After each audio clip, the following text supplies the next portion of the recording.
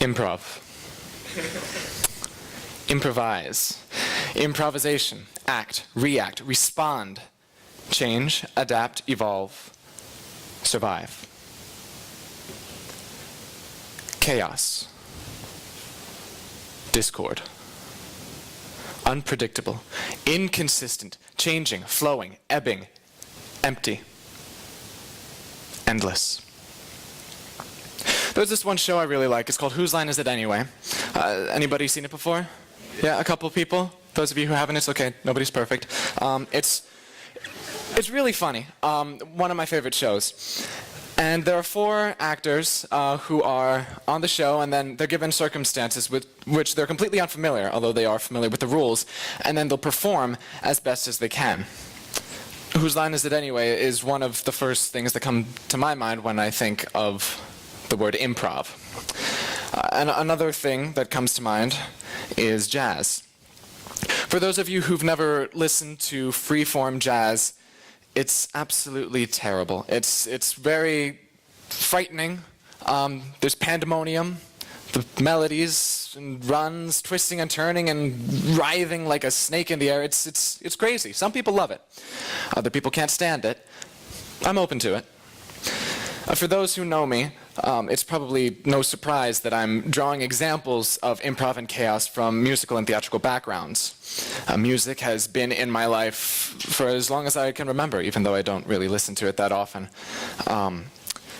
And drama, in the theatrical sense, is also a newer interest of mine, although it's still very dear to me. I think one of the things that I really like about music and acting is the necessity, if one wishes to succeed in either, to be able to not only think, but think very quickly and be able to react to a situation. Because a musician can't afford to have a slow processing speed if he turns one too many pages in a concert. Or an actor needs to be able to know what he should say to get on that casting director's good side.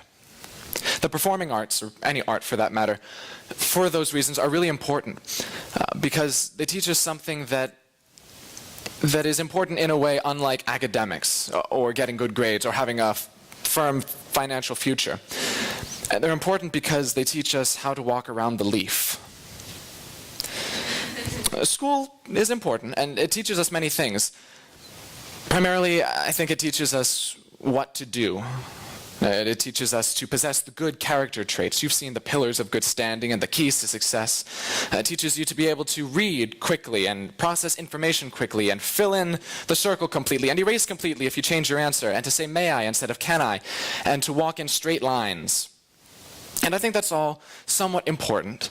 But there are a lot of things, as St. John pointed out, that you're learned in school rather than being taught by a teacher, or explicitly.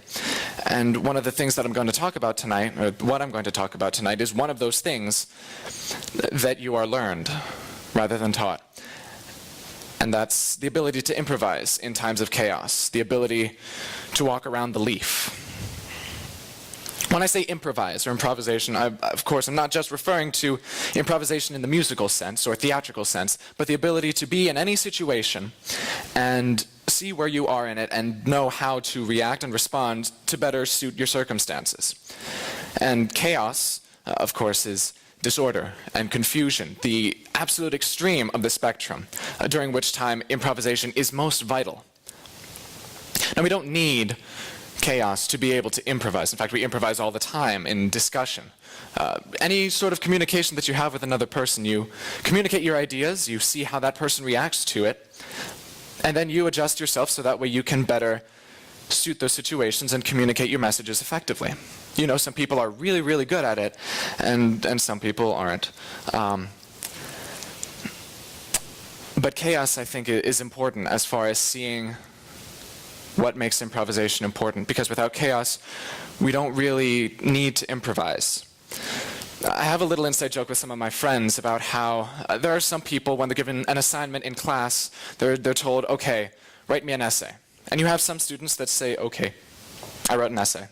But then you have other students who say, okay, what does this teacher want? How can I best give that teacher the product that they want? What do they want me to write about? How do they want me to write about it? How long does it need to be? What are the parameters?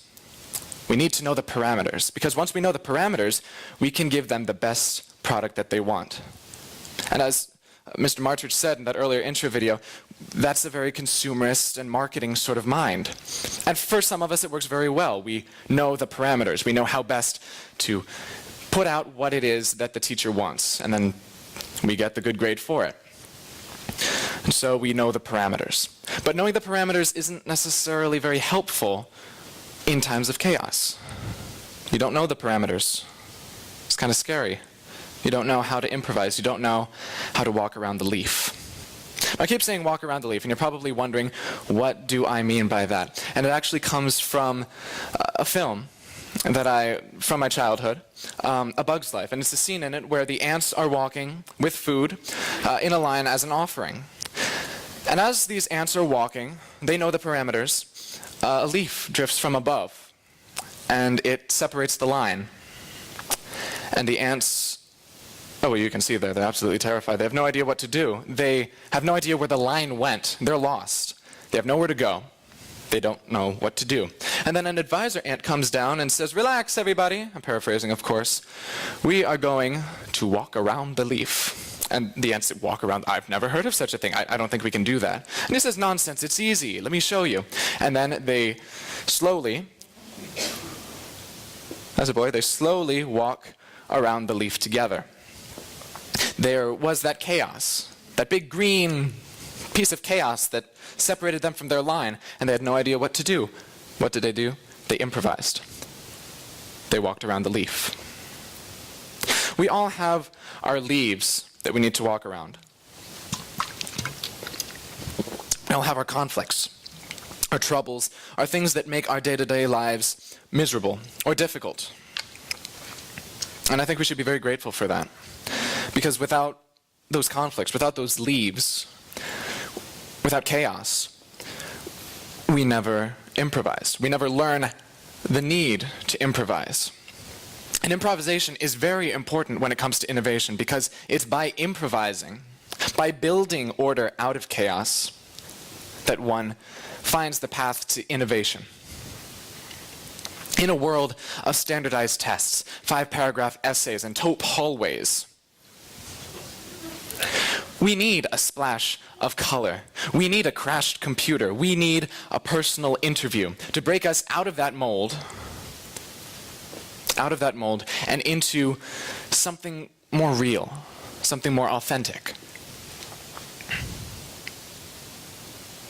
It's with this sense and this ability to create order out of chaos and to be able to walk around the leaf that you get minds that can realize that the world is round, that the power of the sun can be harnessed, and that people can talk to other people around the world instantaneously if they have the right tools, if they know how to walk around the leaf.